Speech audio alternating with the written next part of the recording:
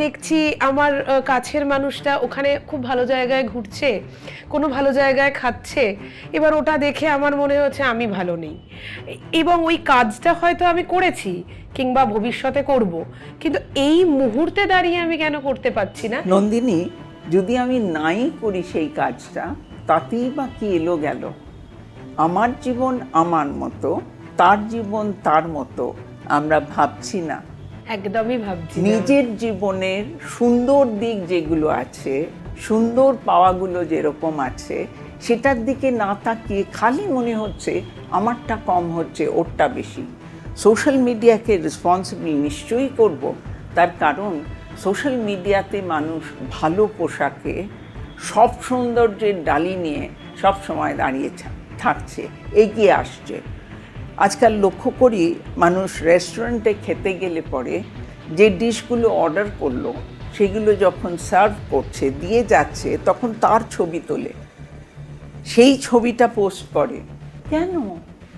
আমি কি খাচ্ছি বা আমরা সেদিন কি কি খাবার খেয়েছি সেটা আমার লোককে জানানোর প্রয়োজন কোথায়? আমি বাড়িতেও দেখেছি, মানুষজন ডেকেছি, রান্না করেছি, টেবিলে সাজিয়ে দিয়েছি, এসেই আগে চট করে একটা একটা করে ওই ছবি তুলছে। বললাম কেন? বলল আজকের দুপুর সবাই মিলে যে আনন্দ করছি সেটা জানান দেওয়া। কেন? এই যে সোশ্যাল মিডিয়ায় বিভিন্ন ছবি, কেউ কোথাও বেড়াতে গেছে, কেউ একটা নতুন জিনিস কিনেছে, একটা নতুন গাড়ি এসেছে তার, বা একটা নতুন শাড়ি এসেছে, যে দোকানে গিয়ে কিনেছে আরও কতগুলো তার পছন্দ আছে, এগুলো যে আমরা দেখাই, এগুলো আমাদের শোয়িং অফ টেন্ডেন্সি।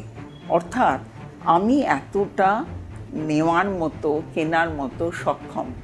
সকলে সেই সক্ষমতা থাকে না। আর সবাই যে কিনছে তাও কিন্তু ঠিক না, তাও ঠিক না।